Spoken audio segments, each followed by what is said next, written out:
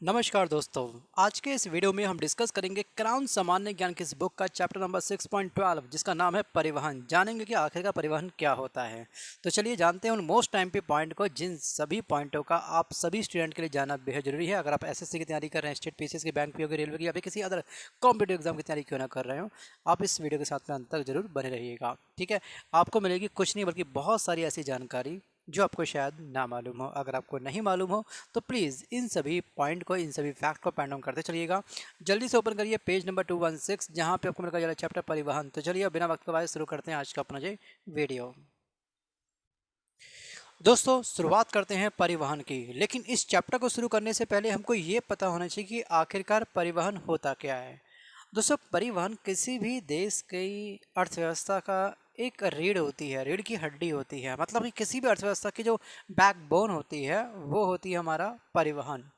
दोस्तों इनफैक्ट अब बस केवल इतना समझ लीजिएगा कि परिवहन एक ऐसी सेवा है, एक ऐसी सुविधा है, एक ऐसी फैसिलिटी होती है जिसके माध्यम से कोई भी व्यक्ति विनिर्मित वस्तु तथा संपत्ति को भौतिक रूप से एक स्थान से दूसरे स्थान पर ले जाया जाता है। ये सिंपल सी डेफिनेशन आप लिख लीजिएगा, इसको समझने का प्रयास करिएगा। आप इनडायरेक्ट वे में ये समझ लीजिएगा कि आप जिन भी वस्तुओं का उपभोग कर रहे हैं, ठीक है, कंजप्शंस कर रहे हैं, अगर आप पानी पी रहे हैं, ठीक है, आप अपनी गाड़ी में, व्हीकल्स में पेट्रोल का इस्तेमाल कर रहे हैं, या फिर आपके पेट में जो petrol petrol in the sense बच्चे पेट में भोजन जो जा रहा है आपके, ठीक है, आपने रोटी खाई, चावल खाया, शाही पनीर खाई, नान खाया, कुछ भी आपने किया, वो क्या हुआ, उसका जो रॉ मटेरियल था वो परिवहन की हेल्प के माध्यम से ही आपके पास तक पहुंचा, है ना। तभी तो बनी आपके घर में रोटी। तो ध्यान रखिएगा, परिवहन डायरेक्ट या फिर इनडायरेक्ट वे में हमारे जीवन के लिए भी एक वरदान है। अगर परिवहन ना होता दोस्तों तो हमारे तक वस्तु पहुंचने में कई साल लग जाते, क्या पता कई जन्म लग जाते अगर परिवहन नहीं होता तो इसलिए परिवहन को किसी भी देश का बैकबोन कहा जाता है, रीढ़ की हड्डी कहा जाता है। इसको ये उपाधि से नवाजा गया है। अब बात करते हैं, परिवहन काफ़ी टाइप के होते हैं, जैसे कि आपका सड़क परिवहन हो गया, रेल परिवहन हो गया, नौ संचालन हो गया और एक वायु परिवहन। अब हम बात करेंगे केवल यहाँ पे सड़क परिवहन के बारे में। दोस्तों भारत जो है वो पूरे वर्ल्ड की दूसरी बड़ी सड़क प्रणाली वाले देशों में से एक है। हमारा जो इंडिया का स्थान आता है वो आता है सेकंड स्थान। क्या आता है? सेकंड स्थान। लेकिन अब फर्स्ट पे कौन है, आप ये बोलोगे। ध्यान रखिएगा कि पूरे वर्ल्ड में फर्स्ट नंबर पे आपका हो जाएगा क्या, यूएस। ठीक है, क्या है, यूएस। तो यूएस के पास जो कुल हमारी लेंथ होती है, मतलब उसके पास जो सड़क की लेंथ है वो होती है आपकी, आई थिंक 60 पॉइंट समथिंग, बल्कि 64.28। ये आप न्यूमेरिकल फिगर साइड में बुक के लिख लीजिएगा। बट हमारे भारत के पास कितनी सड़क है, तो भारत के पास में सड़कों की कुल लंबाई होती है 58.98 लाख किलोमीटर। लेकिन अगर हम अभी बात करें तो ये रिसेंटली अगर हम डाटा पढ़ें, ठीक है, तो उसमें ये लेंथ बढ़ चुकी है। इंडिया के पास जो लेंथ हो चुकी है 63.72 लाख किलोमीटर, ये आप मान लीजिएगा। ठीक है, तो ये फैक्ट आपको अच्छे से ध्यान रखना है। मतलब 63,72,000 आई थिंक 613 समथिंग, ऐसे मैंने डाटा पढ़ा था। देखिए ये डाटा मैं आपको शेयर कर रहा हूँ, मई मंथ 15 मई को ये रिकॉर्डिंग चल रही है। 2023 ईयर के अकॉर्डिंग मैं डिस्कस कर रहा हूँ। बाकी आने वाले टाइम में वीडियो कब किस वर्ष में वॉच करते हो मुझे नहीं पता। चलो भाई आगे बात करते हैं। राष्ट्रीय राजमार्ग एक्सप्रेस मार्ग की लंबाई कितनी होती है, 1,34,380 किलोमीटर। और राज्यों के राजमार्ग की कुल लंबाई कितनी होती है, 1,54,814 किलोमीटर। अब यहाँ पे आपको केवल ये ध्यान रखना है कि हमारे पास कुल सड़कें कितनी है, 58 पॉइंट मतलब 58,97,671 किलोमीटर। ये आपको ध्यान रखना है। चलो अब बात करते हैं राष्ट्रीय राजमार्ग के बारे में। राष्ट्रीय राजमार्ग की जो परिभाषा है उसको आप एक बार वीडियो को पॉज करके आप पढ़ लीजिएगा, ज़्यादा अच्छा रहेगा, है ना। थोड़ा पढ़िए उसको ध्यान से, वीडियो को पॉज करके। कोई रॉकेट साइंस नहीं है, पढ़ना सबको आता ही होगा, थोड़ा सा मंथन करिएगा, उसके बाद ही आप लोग उसको समझ पाएंगे। दोस्तों सड़कों का जो एक्चुअली वर्गीकरण होता है ना हमारे यहाँ पर, वो चार पार्ट में होता है। एक होता है राष्ट्रीय राजमार्ग, एक होता है राज्य महामार्ग, एक होती है जिला की सड़कें और एक होती है ग्रामीण सड़कें। ध्यान रखिएगा, अलग अलग राष्ट्रों को जोड़ने वाली जो सड़कें होती है उसे राष्ट्रीय राजमार्ग बोलते हैं, राज्य वाली जो होती है उसे राज्य महामार्ग बोलते हैं, और जो हमारी जिला की सड़क होती है उससे बोलते हैं जिला सड़क, और जो ग्रामीण की होती है उसको बोलते हैं ग्रामीण सड़क। तो ये फैक्ट आपको अच्छे से थोड़ा बहुत साइड में लिख लीजिएगा इसको अच्छे से आप लोग। अब हम बात करते हैं राष्ट्रीय राजमार्ग के बारे में। ठीक है, राष्ट्रीय राजमार्ग के बारे में। तो इसकी जो कुल लंबाई होती है, केवल आपको ये करना है हाईलाइट, 1,34,380 किलोमीटर। और वर्ल्ड की सबसे ऊंची सड़क कौन सी है? वर्ल्ड की सबसे ऊंची सड़क कौन सी है? मोस्ट मोस्ट मोस्ट टाइम पे दोस्तों, तो ये आपकी है मनाली टू लेह। सड़कों की कुल लंबाई में इनका योगदान कितना है? मात्र ये है मात्र 1.7%, परंतु ये 40% ट्रांसपोर्ट इन्हीं राजमार्गों से गुजरता है। ध्यान रखिएगा, पूरी यातायात का 40% जो है यातायात का राष्ट्रीय राजमार्ग क्या करते हैं, ये रिस्पॉन्सिबल है इस चीज़ के लिए। मतलब पॉजिटिव वे में बोल रहा हूँ, रिस्पॉन्सिबल, नेगेटिव वे में लेके मत पहुंचाना भाई, ठीक है ना, ध्यान रखना इस चीज़ का। अब इसके बाद में अगर हम बात करें तो राष्ट्रीय राजमार्ग की लंबाई में पहले 3 राज्य थे। कौन कौन से थे? पहला था आपका उत्तर प्रदेश, फिर था राजस्थान, एंड फिर है आपका आंध्र प्रदेश। ध्यान रखिएगा, मैं अगेन रिपीट कर रहा हूँ इसको, उत्तर प्रदेश, राजस्थान एंड आंध्र प्रदेश। यहाँ बात करते हैं प्रमुख राष्ट्रीय राजमार्ग NH1। NH1 दोस्तों, अगर हम बात करेंगे, दिल्ली से लेकर के अमृतसर तक फैला हुआ है। इसकी कुल लंबाई भी आपको लिखनी चाहिए, जो बच्चे स्टेट PCS की तैयारी कर रहे हैं, 1226 किलोमीटर इसकी लंबाई है। सेकंड आपका है NH2, शॉर्ट फॉर्म में हम इसको बोल सकते हैं दिल्ली टू कलकत्ता। ये इसकी कनेक्टिविटी है। ये किन किन को कवर करता है? दिल्ली जाएगा, फिर मथुरा जाएगी ट्रेन, फिर आगरा, फिर कानपुर, फिर इलाहाबाद, वाराणसी, फिर कलकत्ता, ये इसका रूट है। तो NH2 की जो कनेक्टिविटी होती है वो होती है दिल्ली टू कलकत्ता। अब इसकी लंबाई भी आपको इस बुक के साइड में लिख लेनी है, 1490 किलोमीटर। उसके बाद NH3, ठीक है, केवल लंबाई लंबाई लिखिए, और जो मैंने कर रखे हैं हाईलाइट उनको आप अच्छे से पढ़ लीजिएगा। NH7 मोस्ट टाइम पे दोस्तों, NH7। तो NH7 आपका वाराणसी टू, क्या ये देश का सबसे लंबा राजमार्ग है, 2369 इसकी क्या है कुल लेंथ है। इसकी कुल क्या है, ये लेंथ है। अब यहाँ पे आप थोड़ा सा और नीचे बढ़िएगा, NH24 बहुत फेमस है ये दिल्ली टू लखनऊ है। अब भारत के 4 सीट्स लंबाई वाले राष्ट्रीय राजमार्ग कौन से हैं? पहला आपका है NH7 जिसकी लंबाई कितनी है, 2369 किलोमीटर, वाराणसी से कन्याकुमारी, सबसे अधिक लेंथ इसकी होती है। NH जो 6 है, इसकी लंबाई आप पढ़ना चाहो पढ़ो थोड़ा सा, लेकिन आप बस सीधे पॉइंट करेंगे, अलग पॉइंट हाईलाइट करेंगे इस बुक में, कि वर्तमान समय में भारत का सबसे लंबा राष्ट्रीय राजमार्ग कौन सा है।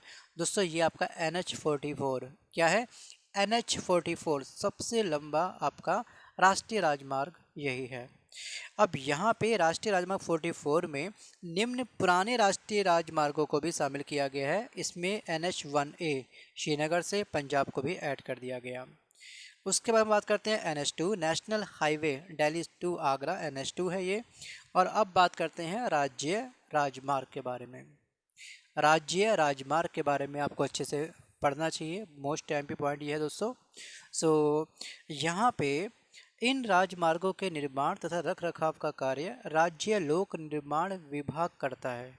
और वर्तमान में राज्य राजमार्ग की कुल लंबाई कितनी है हमारे पास, 1,54,814 किलोमीटर। नेक्स्ट पॉइंट देखिएगा आप लोग, NHAI क्या बोलते हैं इसको? इसको बोलते हैं national highway authority of India, NHAI। दोस्तों इसकी जो स्थापना हुई थी सन 1900, NHAI की स्थापना वर्ष दोस्तों यहाँ पे रखा है 1988, लेकिन वास्तविक जो इसकी स्थापना हुई थी वो हुई थी 1995 में। देखिए यहाँ पर अधिनियम बोलेगा तो आप बोलोगे 1988, लेकिन स्थापना बोलेगा तो आप बोलोगे 1995।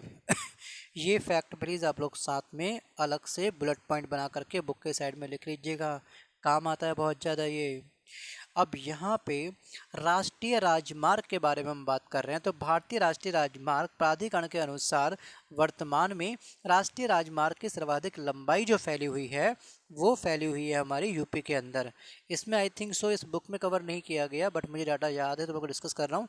सबसे अधिक कहाँ पर है, यूपी के अंदर है। जो यूपी PSC की तैयारी कर रहे हैं वो डाटा लिख लीजिएगा, 8487 किलोमीटर लंबाई है। उसके बाद आपका आता है क्या, राजस्थान सेकंड नंबर पे। थर्ड में कौन सा आता है आपका, महाराष्ट्र आता है। उसके बाद कौन सा आता है आपका, आंध्र प्रदेश आता है। ठीक है, तो ये लेंथ भी आपको अच्छे से बुक के साइड में लिख लेनी है। अब दोस्तों यहाँ पे ना एक चीज़ और आपको ऐड करनी है कि आखिरकार जो राष्ट्रीय राजमार्ग संख्या नंबर 1 है और संख्या नंबर 2 है राष्ट्रीय राजमार्ग के बारे में बात कर रहा हूँ मैं, ध्यान रखिएगा, राष्ट्रीय राजमार्ग के बारे में बात कर रहा हूँ। 1+2 को सम्मिलित रूप से किस नाम से जाना जाता है? इसे बोलते हैं क्या? GT road. क्या बोलते हैं इसको? जीटी रोड, या सिरसा सूरी मार्ग भी इसको कहते हैं। क्या कहते हैं इसको? सिरसा सूरी मार्ग।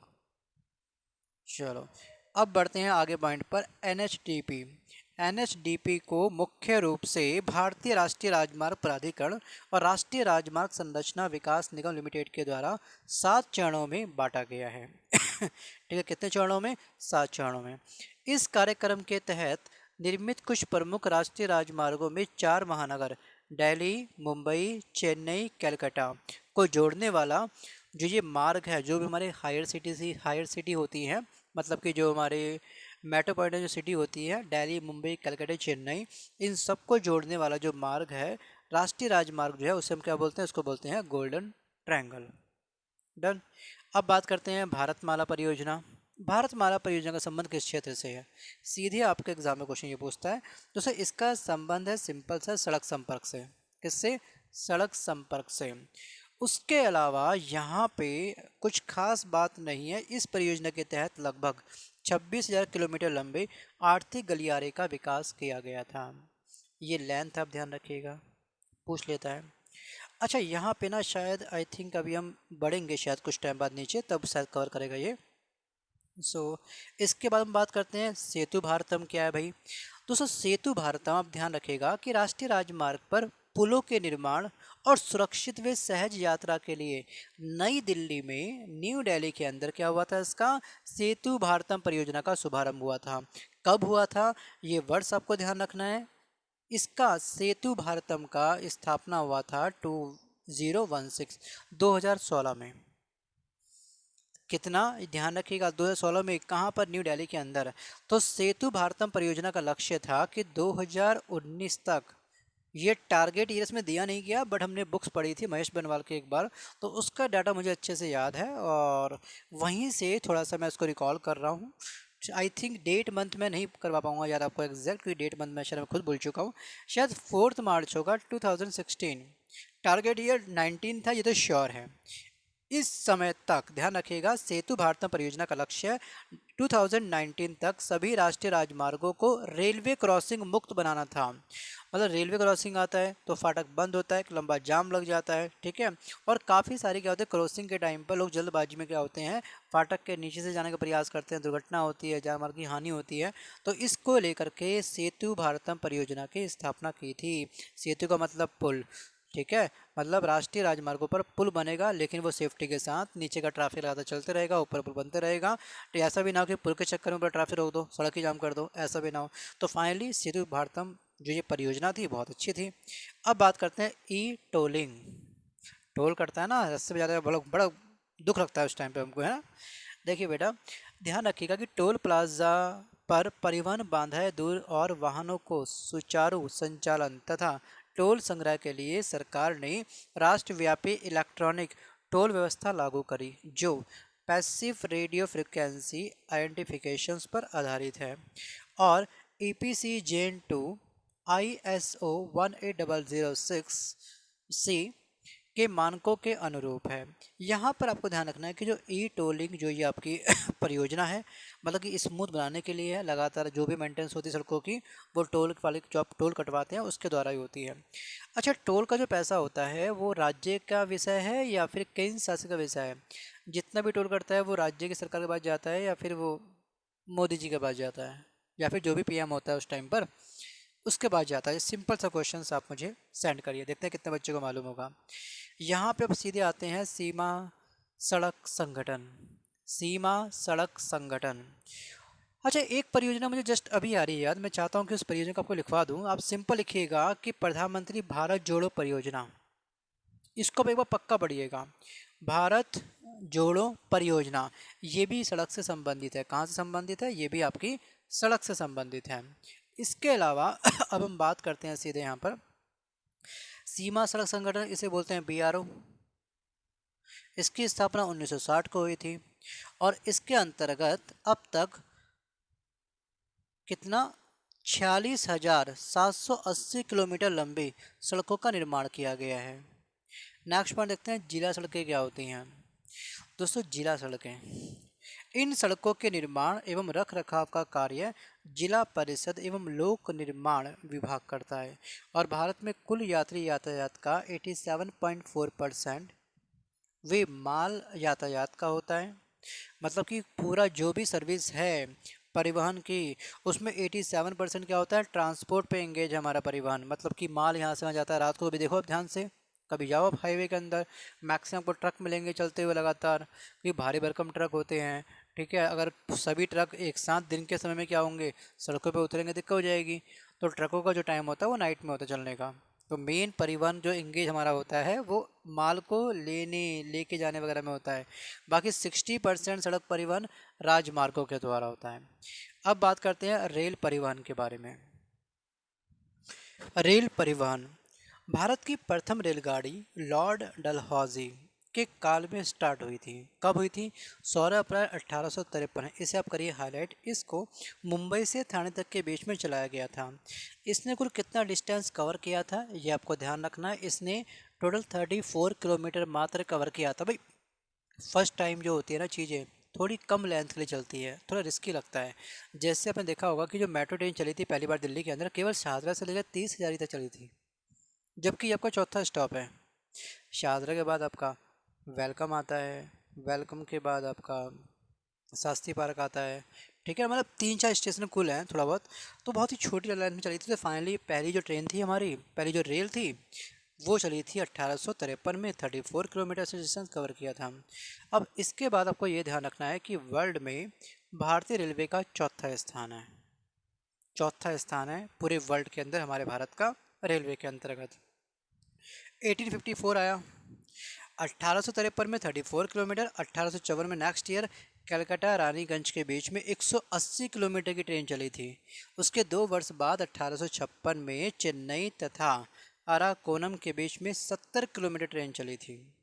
अब पहला विद्युतीकरण रेल मार्ग, वी कैन से दैट, पहली जो इलेक्ट्रिक ट्रेन चली थी, विद्युत से चलने वाली ट्रेन जो चली थी, वो चली थी 1925 में। सोचिए, कहाँ 1853, कहाँ 1925। ये वाली ट्रेन थी कोयले वाली, जो कोयले से चलती थी। उसके बाद आपकी 1925 में पहली इलेक्ट्रिक ट्रेन चली थी मुंबई से लेकर के कुर्ला तक के बीच में। 1950 से लेकर के 51 में रेल मार्गों की लंबाई कुल कितनी थी? 53,596 किलोमीटर। अब यहाँ पे ना आपको एक चीज़ और लिखना है, बुक के साइड में लिखिएगा, अगर हो सके तो। शायद इस बुक में नहीं दिया हुआ होगा। हाँ, इस बुक में दिया ही नहीं भाई वो रेल परिवहन के बारे में। चलो आप लिख लो साइड में।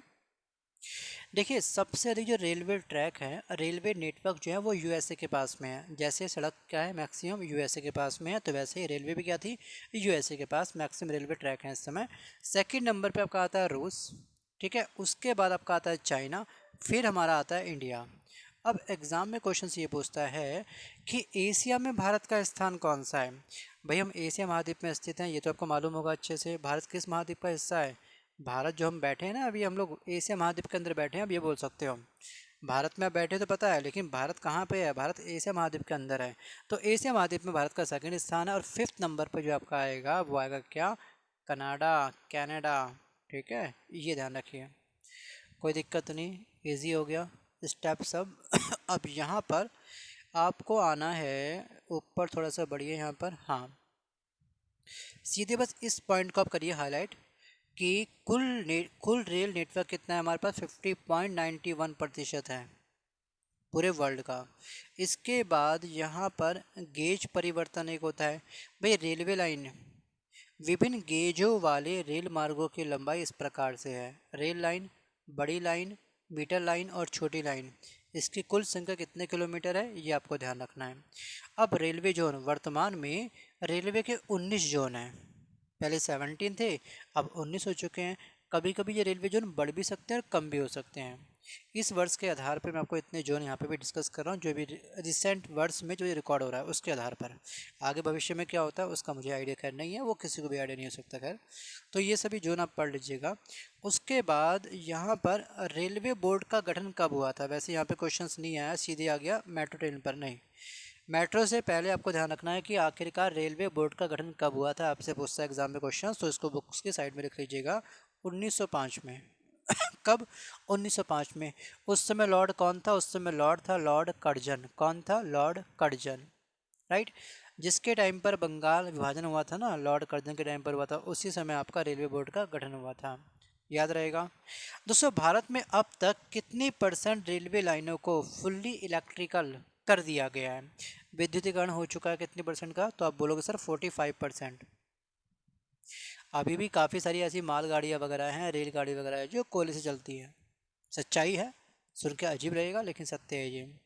अब यहाँ पर आपको रेलवे से संबंधित, वैसे यार जिसमें दिया नहीं है बुक में, क्या हो गया? चलो, हर चीज़ एक जगह नहीं मिल सकती है बुक्स में, हम हैं बताने के लिए, आपको देना चाहिए था। कोई नहीं, ठीक है। देखिए, अब सीधे करते हैं मेट्रो रेल के बारे में। मेट्रो रेल, देश में मेट्रो रेल की शुरुआत 1972 में हुई थी। कहाँ पर? कलकत्ता के अंदर। सर्विस अच्छी लगी लोगों को, भाई ट्रैफिक से बच गए लोग, तो उसी के तर्ज पर जो सेकंड टाइम पे रेलवे लॉन्च हुई थी, मेट्रो रेल, वो हुई थी 1996 में, स्वीकृत हुई दिल्ली के अंदर। लेकिन बन के तैयार कब हुई? 2002 में। 30 हजारी से लेकर के शाहदरा तक के बीच में ये ट्रेन चली थी। ट्रेन बोले तो मेट्रो चली थी, राइट। नम्मा मेट्रो मतलब कि बेंगलुरु दक्षिण भारत की पहली मेट्रो रेल सेवा है। एग्जाम में आपसे पूछता है दक्षिण भारत की पहली मेट्रो रेल सेवा का नाम क्या है? इसका नाम है नम्मा मेट्रो। एसएससी में क्वेश्चन पूछा गया आपसे। एसएससी में ये वाला क्वेश्चन आपसे पूछा गया है जो आपको अच्छे से ध्यान रखनी है। अब यहाँ पे 1972 तो बोला, सही है। कलकत्ता बोला, ये भी सही है। लेकिन उस समय प्रधानमंत्री कौन थे जिनके द्वारा मेट्रो रेल का शुभारंभ किया गया था? याद करिए, 1972 में कौन आएंगे? दोस्तों 1972 में थे इंदिरा गांधी। ठीक है, इंदिरा गांधी। अब मेट्रो ट्रेन जो थी वो सिंपल पटरी में चलती है ट्रेन, ठीक है, मेट्रो। अब अंडरग्राउंड भूमिगत ट्रेन कब चली थी? भूमिगत पहली मेट्रो रेल कब चली थी? तो आप बोलोगे 1984 में। कब? 1984 में। ये ध्यान रखिएगा आप लोग, मोस्ट टाइम पे पॉइंट है। जो चीज़ें बताई जा रही हैं उन सबको अच्छे से लिख लीजिएगा। अभी तक भारत में कुल कितने शहरों में, कितने मेट्रो शहरों में मेट्रो की कनेक्टिविटी है? 10। 10 कौन कौन सा? कलकत्ता, दिल्ली, बेंगलुरु, गुड़गांव, मुंबई, चेन्नई, जयपुर, कोची, लखनऊ, हैदराबाद। ठीक है, तो ये सभी पॉइंट आपको अच्छे से पेन डाउन करने हैं। सुन के भूलने के लिए वीडियो रिकॉर्ड नहीं हो रहा है ये बच्चे। अगर ऐसा आप करने वाले स्टूडेंट हो तो वीडियो को स्किप करके पहले अपने जहाज़ चला लो, पढ़ाई तो बाद में कर लीजिएगा। अब यही बोलना बाकी है आप लोगों को, क्योंकि यूट्यूब पे ना हर स्टूडेंट पढ़ने वाला नहीं होता है। बस ऐसे ही बस लिखा, थंबनेल अच्छा दिखा, क्लिक कर लिया, बस 2 मिनट पढ़ा फिर कहीं और मूव करें किसी और वीडियो पर। तो अगर आप सच में अपने गोल को लेकर सीरियस हैं तो आपको पढ़ना पड़ेगा, तरीके से पढ़ना पड़ेगा। चलिए, कोंकण रेलवे परियोजना, इसको आप ध्यान से देखिएगा कि कोंकण रेलवे परियोजना है क्या। गोवा, महाराष्ट्र, कर्नाटक तथा केरल से जोड़ने के लिए 1990 में कोंकण रेल परियोजना की शुरुआत हुई थी। कब हुई थी शुरुआत इसकी? 1990 में। और इस परियोजना में आपटा से मंगलोर तक 760 किलोमीटर की लंबाई है। और इस मार्ग पर रत्नागिरी के निकट कारबुडे स्थित सुरंग 6.5 किलोमीटर लंबी है, जो वर्ल्ड की सबसे लंबी सुरंग है। आपको सिंपल बस इस परियोजना की लंबाई कुल कितनी है वो ध्यान रखिएगा, 760 किलोमीटर। और जनवरी 1998 में ये परियोजना पूरी हुई थी। कब हुई थी? 1990 में शुरू हुई, 8 वर्ष बाद ये परियोजना पूरी हो चुकी थी। रेलवे से संबंधित तथ्य है। भारतीय रेलवे बोर्ड की स्थापना 1905 में लॉर्ड कर्जन के कार्यकाल में हुई थी। 1905 में भारतीय रेल का राष्ट्रीयकरण हुआ था। कब हुआ था? 1905 में। अब ये राष्ट्रीयकरण क्या होता है पता है आपको? बड़ा सुनते हो अब नाम। 14 बैंक का राष्ट्रीयकरण हुआ है ना। सो 1949 में आरबीआई का राष्ट्रीयकरण हुआ था, है ना। तो ये परिभाषा किया राष्ट्रीयकरण की। इसमें क्या होता है, इसमें किसी प्राइवेट कंपनी वगैरह जो होती हैं वो सरकार के अंडर में आ जाती हैं, उससे बोलते हैं राष्ट्रीयकरण। या फिर सरकार अपनी किसी भी कंपनी को, प्राइवेट कंपनी को सौंप देती है, भैया हमसे ना हो पाएगा, आप ही संभालो, ऐसा कुछ। जरा बताओ एक बार क्या होता होगा। दोस्तों, पहली विद्युत जो रेलगाड़ी थी जो 1925 में चली थी, जस्ट अभी हमने बताया आपको, तो उसका नाम क्या था? उसका नाम था डेक्कन क्वीन। क्या नाम था? डेक्कन क्वीन। लेकिन वर्ल्ड की प्रथम रेलगाड़ी कब चली थी? 1825 में, लिवरपूल से लेकर के इंग्लैंड तक के बीच में। ये वर्ल्ड की लंबाई को भी आप कर लीजिएगा हाईलाइट एक बार, यहाँ पे शायद हाईलाइट करना भूल गए। चलो, देश की सबसे लंबी दूरी तय करने वाली सबसे लंबी जो ट्रेन चलती है वो चलती है विवेक एक्सप्रेस। ये आपकी 4286। अब भावी समय में कौन सी नई ट्रेन आती है, लगातार इस पर काम हो रहा है, उसका हम कुछ नहीं कह सकते। तो इसको आप कर लीजिएगा अपडेट अपने अकॉर्डिंग। नेक्स्ट टाइम क्या होता है, मतलब नेक्स्ट ईयर या फिर नेक्स्ट नेक्स्ट ईयर क्या चेंजेस आते हैं। देखिए, फेरी क्वीन वर्ल्ड का सबसे पुराना रेल इंजन है। कौन सा फेरी क्वीन, जो अब तक क्या है, वर्किंग है, काम में आ रहा है। सोचिए क्या बात है, बड़ा दम है भाई। 16 अप्रैल को रेल दिवस मनाया जाता है। रेल दिवस कब मनाते हैं हम लोग, 16 अप्रैल को। और सिमलीगुड़ा में भारतीय रेलवे का सबसे ऊंचा रेलवे स्टेशन है। अब बात करते हैं गतिमान एक्सप्रेस। गति मतलब स्पीड। सबसे हाईयर स्पीड की ट्रेन कौन सी है, 160 किलोमीटर इसकी प्रति घंटा इसकी क्या है स्पीड है। ये चलती है कहाँ से, ये चलती है आपके निजामुद्दीन से लेकर के आगरा कैंट तक। हजरत निजामुद्दीन मतलब कि दिल्ली का ये रेलवे स्टेशन है, बहुत ही फेमस। वहाँ से आगरा कैंट तक बड़ी स्पीड से चलती है। कभी देखना इसका वीडियो यूट्यूब पर, दंग रह जाओगे आप। अब बात करते हैं यहाँ पे महत्वपूर्ण पर्यटक ट्रेन। अब कुछ ना एक्चुअली जैसे कि दिल्ली के अंदर वो तीर्थ यात्रा जो चली थी, ठीक है, दिल्ली के अंदर फ्री आपका वो चल रहा है लगातार, वो बसें वगैरह फ्री हैं। तो वैसे क्या होता है, कोई स्पेशल ट्रेन चलती हैं जिसमें आपकी है पर्यटक ट्रेन। पहली आपकी क्या है, दक्कन उड़ीसा। इस ट्रेन का नाम है, इसका स्थान है महाराष्ट्र। एक ही है महाराजा एक्सप्रेस। आपको ना ये 4 पॉइंट ध्यान रखिएगा बस, केवल 4th नंबर इंपॉर्टेंट है। ट्रेन का नाम है महाराजा एक्सप्रेस। ये Mumbai to Delhi and Calcutta to Delhi चलती है। नेक्स्ट पॉइंट देखते हैं, भारतीय रेलवे द्वारा चलाई जाने वाली टॉय ट्रेन कौन सी है। भारत पाकिस्तान के बीच में देखिए इस टाइप की जो ट्रेन जो दो देशों के मध्य चलती है उसे बोलते हैं क्या, टॉय ट्रेन। अब भारत पाकिस्तान के बीच में चलने वाली जो रेल सेवा है उसे हम क्या बोलते हैं, उसको बोलते हैं समझौता एक्सप्रेस। भारत बांग्लादेश के बीच में जो चलती है रेलवे ट्रेन उसे क्या बोलते हैं, मैत्री एक्सप्रेस। अगर आप गलती से समझौता एक्सप्रेस से पहुंच चुके हो तो ध्यान रखिएगा, या तो आप पाकिस्तान में एंटर करने वाले हो या आप गलती से वहाँ से यहाँ आने वाले हो। अगर आप देखते हो आप गलती से चढ़ गए मैत्री एक्सप्रेस ट्रेन के अंदर, तो ध्यान रखिएगा आप जाके उतरोगे कहाँ पर, बांग्लादेश के अंदर। कहाँ पर, बांग्लादेश के अंदर। अब बात करते हैं भोपाल एक्सप्रेस क्यों इम्पोर्टेंट है। दोस्तों, भोपाल एक्सप्रेस भोपाल से दिल्ली तक के बीच में चलती है और ये देश की पहली रेलगाड़ी है जिसे ISO 9001 प्रमाण पत्र मिला। सरकार के द्वारा सर्टिफाइड जो ट्रेन थी पहली, वो क्या थी, वो थी ISO 900 प्रमाण पत्र। और देखिए प्रमाण पत्र ना अलग कैटेगरी के होते हैं। ISO आप देखते होंगे ना, आपके कुकर में ISO वगैरह बना होता है, या कोई तार में आप देखते हो ISO बना होता है। इलेक्ट्रॉनिक जो आप बल्ब वल्ब कुछ लेकर उसमें ISO बना होता है।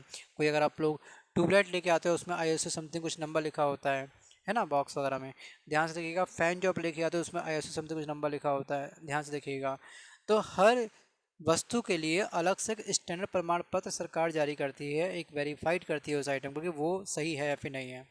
ठीक है, तो उसके लिए जैसे आपके लिए क्या होता है, करेक्टर सर्टिफिकेट होता है। जॉइनिंग के टाइम में जैसे मेडिकल सर्टिफिकेट लेके जाते, मैं मेडिकली फिट हूँ, करेक्टर सर्टिफिकेट लेके जाते हो आप कहाँ से, पुलिस थाने से। तो वैसी वस्तु का प्रमाण पत्र क्या होता है, प्रमाण पत्र ISO 9001 किसको प्राप्त हुआ था, पहली बार प्राप्त हुआ था भोपाल एक्सप्रेस को। नेक्स्ट पॉइंट देखते हैं, जल परिवहन। ईजी है, जल परिवहन तो खैर वैसे। अच्छा, यहाँ पे ना आपको मेट्रो के अलावा शायद बुलेट ट्रेन इसने कवर नहीं करी, इसलिए जल में आ गया। आप ना एक बार यहाँ पे हाईलाइट करके लिख दीजिएगा कि वर्ल्ड में बुलेट ट्रेन की शुरुआत कब हुई थी, 1954 में हुई थी। कहाँ पे हुई थी, जापान में हुई थी। कहाँ पर, जापान में हुई थी। और सर्वाधिक जो बुलेट ट्रेन की लंबाई है वो किसके पास में है, वो आपके चाइना के पास में है। किसके पास में है, चाइना के पास में है।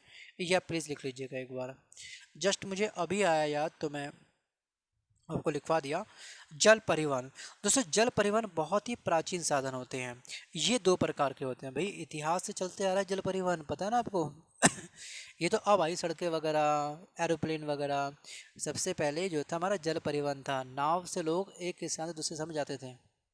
सोचिए क्या दिन थे वो भी। आज के टाइम पे तो माहौल थोड़ा चेंज हो गया है।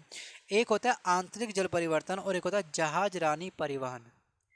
आंतरिक जल परिवहन में क्या होगा, केवल एक जोन होगा, एक अपनी ही इंडिया के अंदर छोटे से क्षेत्र पर हम करेंगे क्या, अपना परिवहन।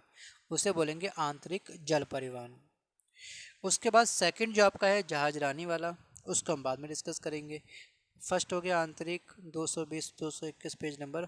हाँ देखिए, आंतरिक में ध्यान रखिएगा कि सबसे लंबे आंतरिक जलमार्ग उत्तर प्रदेश में है। इसके बाद आपको मिलेगा पश्चिम बंगाल, आंध्र प्रदेश एंड असम, केरल, बिहार, उड़ीसा। आंतरिक या भारतीय अंतर्देशीय जलमार्ग प्राधिकरण, इसका गठन कब हुआ था? इसका गठन हुआ था 1986 में। मुख्यालय कहाँ पर है इसका? नोएडा के अंदर। कहाँ पर? नोएडा के अंदर। नेक्स्ट पॉइंट आप आ जाइएगा सिंपल। राष्ट्रीय जलमार्ग अधिनियम 2016 के तहत 111 अंतर्देशीय जलमार्गों को राष्ट्रीय जलमार्ग घोषित किया गया। कितने देशों को? 111 अंतर्देशीय जलमार्गों को। NH sorry NW Allahabad to Haldia. कौन सी रिवर में भाई? जल मार्ग है तो कॉमन सी बात है, नदी तो होगी ना भाई, जमीन के अंदर चलेगा नहीं नाव आपकी, तो पानी चाहिए। तो ये है गंगा हुबली। लंबाई कितनी है? 1620 किलोमीटर। स्थापना कब हुई थी इसकी? 1986 में। क्या बात है, लंबाई देखो कितनी लंबाई है इसकी, बड़ा मज़ा आता होगा ना। क्या लगता है आपको? अच्छा, आप अपनी मुझे चॉइस लिख के भेजिएगा, आपको कौन सा परिवहन अच्छा लगता है? रेल वाला, सड़क वाला, जल वाला, या फिर वायु वाला? हम भी देखें हमारा स्टूडेंट कितना एक्टिव है, कितने बच्चे कमेंट करेंगे, कितने बच्चे कमेंट नहीं करेंगे, वो बताएगा वक्त। सो उसके बाद आपको जाना है NH4 पर। काकीनाडा जो आंध्र प्रदेश में है, गोदावरी तथा कृष्णा नदी तंत्र पर ये बना हुआ है। 1095 किलोमीटर्स की लेंथ है और ये आपकी 10वीं योजना है। अच्छा, ये गोदावरी, कृष्णा नदी वगैरह जो भी ब्रह्मपुत्र की लंबाई वगैरह, गंगा की, हुबली की, इन सब की लंबाई आप मुझे कमेंट करिएगा। पिछली सीरीज़ में हम इन सब की लंबाई के बारे में डिस्कस कर चुके हैं और मैं उम्मीद करता हूँ कि आप पक्का इसको सेंड करोगे। चलो उसके बाद एक मिनट, ये NH 1 2 3 4 यहाँ पे कुछ चीज़ लिखवा सकता हूँ मैं आपसे। सब कुछ सुन दे रखा है। 2018 कौन सा लग गया? चलो ठीक है, रहने दो इसको। अच्छा, एक आपका है महासागरीय जल परिवहन। उससे पहले मैं डिस्कस करूँगा जहाजरानी। भारत में जहाजरानी परिवहन का विकास 1854 में 1854 में British India steam navigations company की स्थापना के साथ में हुआ था। जहाज रानी बड़े लेवल पे काम करेगा अब ये। नेक्स्ट पॉइंट आपका है यहाँ पर सागरमाला कार्यक्रम। क्या? सागरमाला कार्यक्रम। प्रमुख अंतर्राष्ट्रीय समुद्री व्यापार मार्गों पर रणनीतिक स्थानों और जहाज चलने लायक 14,500 किलोमीटर समुद्री किनारों के उपयोग के लिए भारत सरकार ने महत्वाकांक्षी, ध्यान रखिएगा, महत्वाकांक्षी सागरमाला कार्यक्रम शुरू किया था। केवल आपको इसका स्थापना वर्ष कब शुरू हुआ था ये ध्यान रखना है, बाकी आपको ज़्यादा रॉकेट साइंस में नहीं घुसना है। इसमें ज़्यादा पढ़ने के लिए बहुत कुछ है। अगर आप लोग PhD करना चाहते हो किसी टॉपिक पर, आराम से कर सकते हैं, वीडियो को पॉज करके पढ़ लीजिए। बट ये वीडियो क्यों रिकॉर्ड हो रहा है? उनके लिए जो एग्ज़ाम क्रैक करना चाहते हैं, जिनका एग्ज़ाम में बहुत ही कम समय बचा हुआ है, स्मार्ट तरीके से एग्ज़ाम क्रैक करना चाहते हैं, वो ऐसे ही पढ़ेंगे फिलहाल अभी। चलो अब नेक्स्ट पॉइंट देखते हैं सीधे। भारतीय समुद्री विश्वविद्यालय, इसकी स्थापना कब हुई थी? 2008 में। इसका मुख्यालय कहाँ पर? अभी कैन से दैट कि ये विश्वविद्यालय है कहाँ पर स्थापित? तो ये विश्वविद्यालय आपका चेन्नई में स्थापित है। कहाँ पर बेटा? चेन्नई में स्थापित है। बस इतना पॉइंट रखिए ध्यान, बाकी आप पढ़ सकते हो वन टाइम चाहो तो वीडियो को पॉज करके। नेक्स्ट पॉइंट आपका है भारतीय जहाज रानी निगम लिमिटेड। भारतीय जहाज रानी निगम लिमिटेड, इसकी स्थापना हुई थी 2 अक्टूबर 1961 को, जिस समय अर्जुन पुरस्कार की स्थापना हुई थी। ऐसे ही याद कर लो, एक पंथ दो काज। 1961 अर्जुन पुरस्कार भी था, ये भी था। उसके बाद दोस्तों विश्व में भारतीय जहाज रानी का स्थान कौन सा है? वर्ल्ड में 17वां है। जल परिवहन से संबंधित प्रमुख संस्थान कौन से हैं? केंद्रीय अंतर्देशीय जलमार्ग प्राधिकरण कहाँ पर है? कलकत्ता में। भारतीय नौवहन निगम मुंबई के अंदर है। हिंदुस्तान शिपयार्ड कहाँ पर है? विशाखापट्टनम में है। अब बात करते हैं बंदरगाह के बारे में। बंदरगाह दोस्तों हमारे वर्तमान में जो हमारे कमर्शियल बंदरगाह हैं, जो बड़े बंदरगाह हैं, इसकी संख्या टोटल कितनी बेटा? 13 है। इसमें 12 रखा है, इसको काट लो, इसको लिखो 13, मतलब कि 12 को कट करके लिख दो 13। अब इसमें दोस्तों कौन कौन से हैं? इसमें आपका कांडला आ सकता है। कांडला के बाद चेन्नई तमिलनाडु में, नावा शेवा है, ठीक है, मार्मा गोवा है, कोचीन है, Visakhapatnam, port Blair, Calcutta, Paradip and Navi Mangalore, Tuticorin and आपका है मुंबई बंदरगाह जो महाराष्ट्र में है। ये तो आपके 13 बंदरगाह हैं। अब यहाँ पर आपको बस भारत के सभी पत्तनों से होने वाले कुल परिवहन यातायात में से 57% बड़े, ध्यान रखिएगा, 57% बड़े हैं, 43% क्या है? छोटे पत्तनों के जरिए व्यापार होता है। माल आता है, रुकता है, फिर वहाँ से पिकअप होता है, फिर वहाँ पर ड्रॉप होता है। ये सब क्या होता है? बंदरगाह के काम होते हैं। वैसे तो बहुत सारे बंदरगाह हैं जो आप गिन सकते हैं, ठीक है। गुजरात कभी जाओ, तट देखो वहाँ के, या फिर कभी तमिलनाडु जाओ। अब यहाँ पे पहला आपका है कैलकाटा हल्दिया। ये कहाँ पर है? ये आपका हो जाएगा पश्चिम बंगाल में। कहाँ पर है? ये आपका है मुंबई महाराष्ट्र। पूर्वी तट में दोस्तों कलकत्ता, पारादीप, पश्चिमी तट पर मुंबई, नावा शेवा। तो ये सभी नाम आप लिख लीजिएगा। मैं आता हूँ सीधे कलकत्ता पतन पे। पहले ये पढ़ लेते हैं, उसके बाद देखते हैं वन बाय वन। दोस्तों कलकत्ता जो बंदरगाह है, यहाँ पर ये वाला, हाँ, कलकत्ता पतन देश का एकमात्र नदी तटीय प्रदेश पतन है। इसमें पश्चिम बंगाल, बिहार, झारखंड, उत्तर प्रदेश, असम, पूर्वोत्तर पर्वतीय राज्य और दो पड़ोसी देश, ध्यान रखिएगा, नेपाल और भूटान शामिल है। जो कलकत्ता पतन है आपका, जो कलकत्ता पोर्ट है, जो कलकत्ता बंदरगाह है, ये किन दो देशों को सहयोग करता है? ये नेपाल को भी हेल्प करेगा और ये भूटान को भी शामिल करेगा इसमें अपने आप को। क्योंकि ध्यान रखिएगा, देखिए क्या होता है कभी कभी ना, जैसे कि नेपाल है, नेपाल से कोई माल अगर इंपोर्ट हो रहा है तो वो कभी कभी हमारे बंदरगाह का भी इस्तेमाल कर सकता है। हाँ, वो कस्टम ड्यूटी हमको दे देता है, वो अलग बात है, कोई टैक्स देता है ना सिंपल, तो वो सब पे होता है। ये आपस में जो पड़ोसी देश वगैरह होते हैं इनके साथ मेल मिलाप रखना चाहिए, लेकिन जरूरत से ज़्यादा भी नहीं होना चाहिए, कहीं वैसा हाल ना हो जाए। समझ रहे हम किसके बारे में बात कर रहे हैं? ज़्यादा टिकट टिप्पणी मैं पे कर नहीं सकता हूँ। सो ये हो गया आपका कलकत्ता बदन, कलकत्ता बंदरगाह। सो इसमें और क्या शामिल कर सकते हैं इसमें हम लोग? अच्छा, इसकी जो स्थापना हुई थी, ये देश का सबसे पुराना बंदरगाह है इस समय, कैलकटा बंदरगाह। ठीक है, जो पश्चिम बंगाल में स्थित है, ये सबसे पुराना है। इसमें ये चीज़ दी नहीं गई शायद बुक में, कोई नहीं, आप लिख लीजिएगा। देश का सबसे पुराना बंदरगाह कौन सा है? कलकत्ता बंदरगाह। इसकी स्थापना कब हुई थी? इसकी स्थापना हुई थी 138 ईसा पूर्व में। ये डाटा मैं आपको दे रहा हूँ दोस्तों एनसीईआरटी की बुक के आधार पे, जो मैंने एनसीईआरटी पढ़ी थी अपने टाइम पर, उस टाइम पर, तब ये डाटा आपको शेयर कर रहा हूँ। सो नेक्स्ट पॉइंट आपका है पारादीप पतन। कौन सा बच्चे? ये आपका है पारादीप पतन। अब ये बंदरगाह महानदी के मुहाने पर बना हुआ है। कहाँ पर? महानदी के मुहाने पर बना हुआ है। इसमें रिवर का नाम नहीं दे रखा, लिख लो महानदी। इसका जो स्थापना हुई थी पंडित जवाहरलाल नेहरू के समय हुई थी। पारादीप पतन है कहाँ पर? पारादीप पता है ना कहाँ पर है? उड़ीसा में है ना। ठीक है, अब बताइए इसकी स्थापना कब हुई थी? इसकी स्थापना कुछ लोग कहते हैं 1965, बट एनसीईआरटी में जो डेट दे रखा है आपको, वर्ष दे रखा है, ये दे रखा है 1962। अब इसको सही मानोगे, इसको सही मानोगे, लेकिन भारत सरकार ने 1965 में इसका प्रबंधन राज्य सरकार से अपने हाथ में लिया था। ठीक है, लेकिन इसकी स्थापना 1962 में हो चुकी थी। ये तो क्या हुआ, अधिग्रहण चेंज हुआ 1965 में, बट स्थापना पूछेगा तो आप बोलोगे 1962 में। क्या बोलोगे? 1962 में।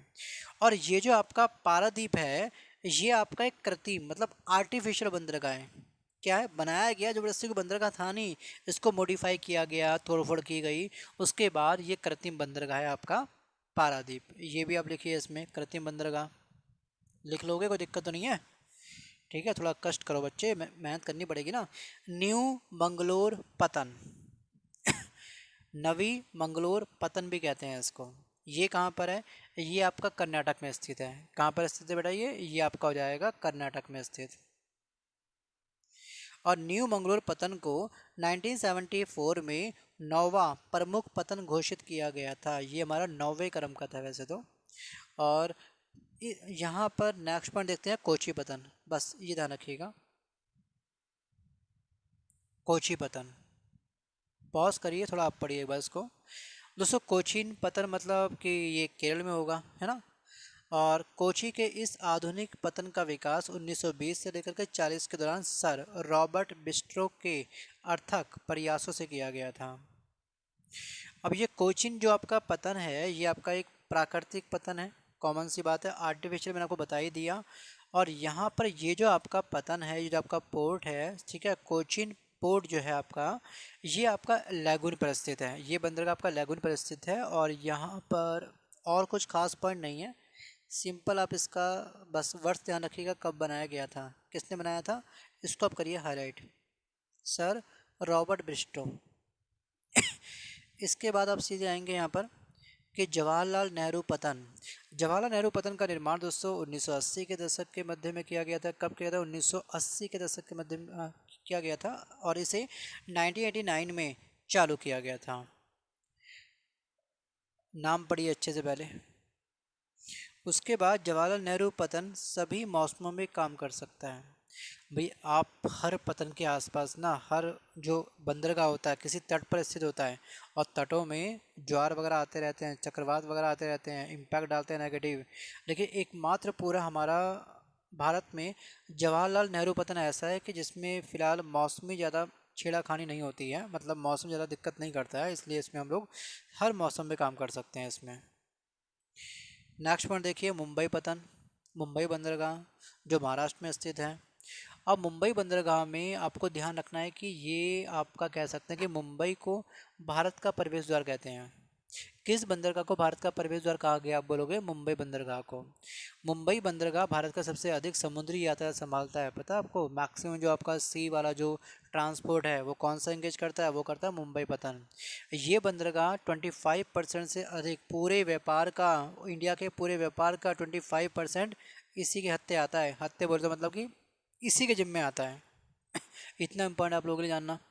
अब यहाँ पे आपको एक चीज़ और पूछता है एग्जाम में, मुझे याद है शायद ऐसे सीजीएल या फिर 10+2 में पूछा गया था कि आखिरकार वो कौन सा बंदरगाह है जिसकी गहराई 11 मीटर है, जो स्वेज नहर के इक्वल है। पता नहीं क्या लॉजिक था, ऐसी क्वेश्चन पूछा गया था दोस्तों। वो था आपका मुंबई बंदरगाह, ठीक है, मुंबई पोर्ट। नेक्स्ट पॉइंट देखते हैं, चेन्नई पतन। चेन्नई पतन हर मौसम में कार्य करने वाला एक कृत्रिम पतन है।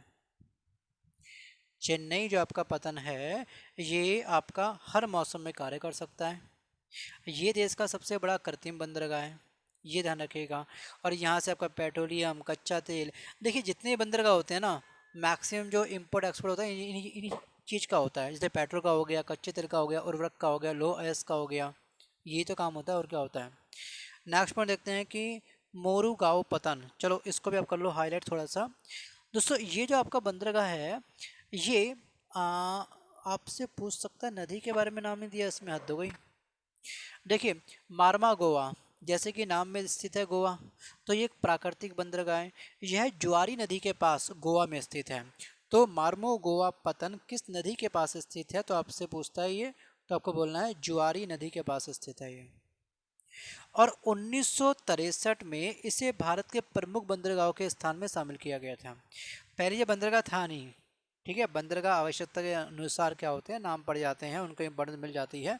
तो 1963 में इसे भारत की प्रमुख बंदरगाहों की लिस्ट में जोड़ा गया और ये भारत की 5वीं सबसे बड़ी बंदरगाह है। नेक्स्ट पॉइंट देखिएगा, तूती कोरीन। क्या बोलोगे इसको, इसको आप बोलोगे तूती कोरीन बंदरगाह। दोस्तों इसमें ना सबसे ज़्यादा इम्पोर्टेंस क्या है, ये एक मत्स्य है। यहाँ मछली बहुत होती है, मछली आती है, मछली जाती है, पकड़ते हैं, यहाँ से वहाँ सप्लाई होती है वहाँ पे। तो मेन होता है, इसे हम लोग मत्स्य पतन भी कहते हैं, तूतीकोरिन को। ऐसा कौन सा बंदरगाह है जिसे मत्स्य पतन कहा जाता है, तो आप बोलोगे क्या, तूतीकोरिन। अच्छा, जहाँ पे गर्म धारा होती है, ठंडी धारा होती है, यहाँ पे मिलती है, उसके बीच में किस चीज़ का उत्पादन सबसे अधिक होगा, तो आप क्या बोलोगे, आप बोलोगे सर यहाँ पे होगा उत्पादन मत्स्य, मछलियों का। मछली सबसे अधिक मछली जो सबसे अधिक जन्म लेती है वो लेती है गुनगुने पानी के अंदर। नेक्स्ट पॉइंट देखते हैं यहाँ पर, दीनदयाल पतन मतलब कि कांडला बंदरगाह है ये। कांडला बंदरगाह में कुछ खास क्वेश्चंस अच्छा, इसका जो पूर्व नाम है वो कांडला पतन है। इसकी स्थापना बस ध्यान रखिएगा 1950 में हुई थी। कब हुई थी, 1950 में इसकी स्थापना हुई थी। नेक्स्ट, अच्छा कांडला है कहाँ पर वैसे, कांडला है कहाँ पर, दिल्ली में है, मुंबई में है, कहाँ पर है कांडला, याद करिए, गुजरात है ना। कहाँ पर, कौन से ज़िले में, कच्छ के ज़िले में। और कांडला दोस्तों जो है ये ज्वारीय पतन है, क्या है, ज्वारीय बंदरगाह होता है ये। विशाखापट्टनम पतन, विशाखापट्टनम पतन कहाँ पर स्थित है, आंध्र प्रदेश में। इसकी स्थापना कब हुई थी, 1933 में। बस ये पॉइंट रखिए, सीधे मूव करता हूँ मैं यहाँ पर, क्या, कामराज पतन लिमिटेड, इसको बोलते हैं एन्नौर। क्या बोलते हैं इसको, एन्नौर। और इसकी स्थापना कब हुई थी, 2001 में हुई थी। बंदरगाहों से संबंधित प्रमुख तथ्य हैं। मुंबई बंदरगाह एक प्राकृतिक बंदरगाह है जो कि भारत का सबसे बड़ा बंदरगाह होता है।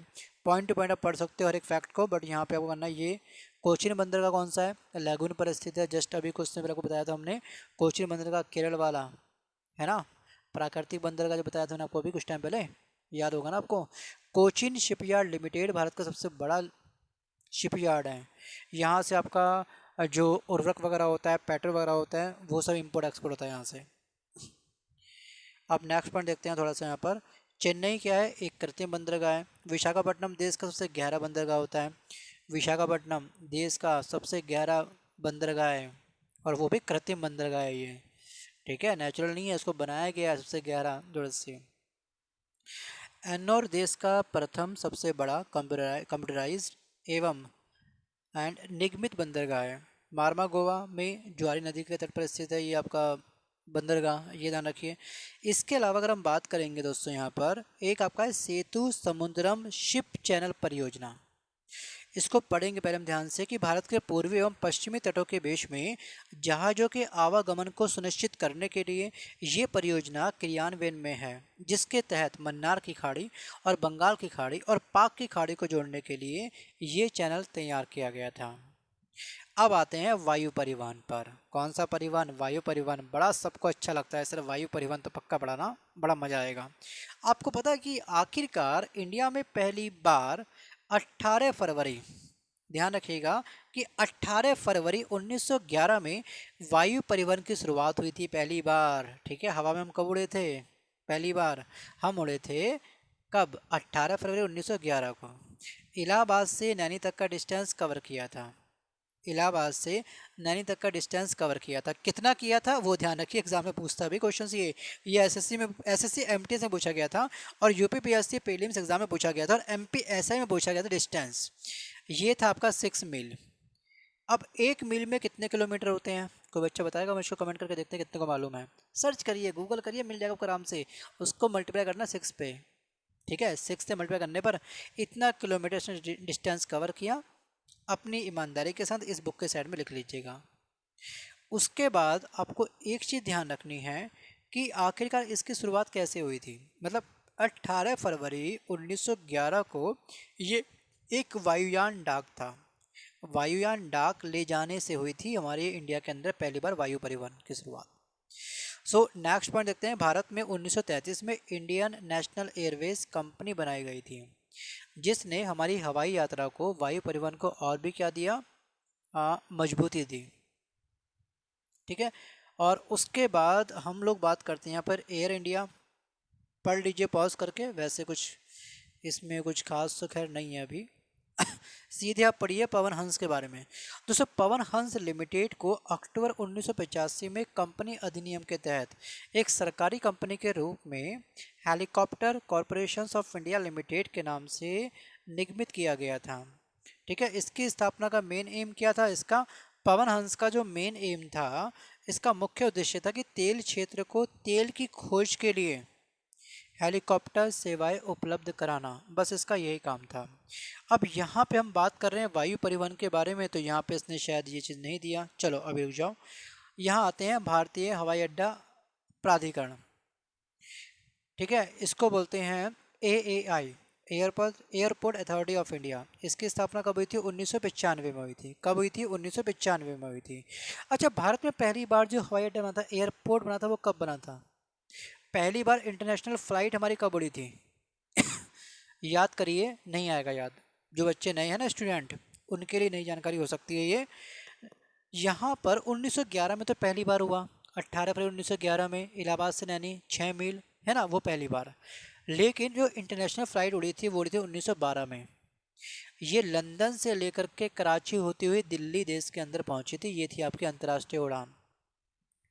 उसके बाद भारत में पहली बार जो हवाई अड्डा बना था वो बना था इसके 12 वर्ष बाद 1924 में। हमने ऐसे याद कर रखे हैं वर्ष, प्लस माइनस करके।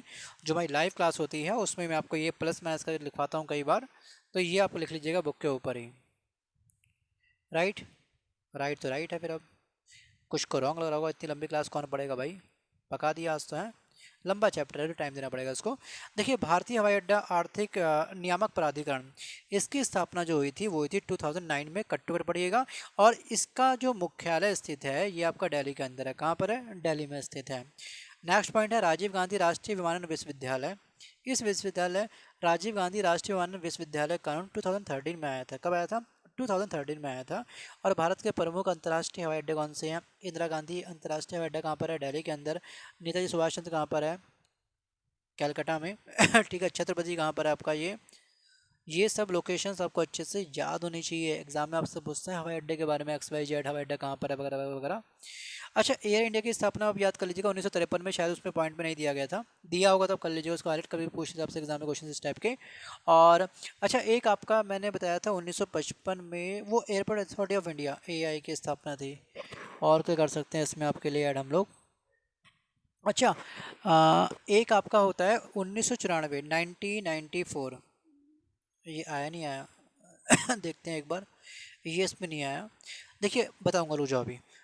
अन्ना अंतर्राष्ट्रीय अड्डा कहाँ पर है? चेन्नई के अंदर। राजीव गांधी कहाँ पर है? हैदराबाद के अंदर। श्री गुरु रामदास जी, ये कहाँ पर? अमृतसर के अंदर है। इसमें आपको यहाँ पर एक हाईलाइट करना है, या फिर बुक के साइड में बहुत स्पेस है, आप लिखिए एक वर्ष 1994। 1994 में ही मुक्त आकाश नीति को स्वीकार किया गया था, जिससे भारत में निजी निवेश के द्वार खुले थे।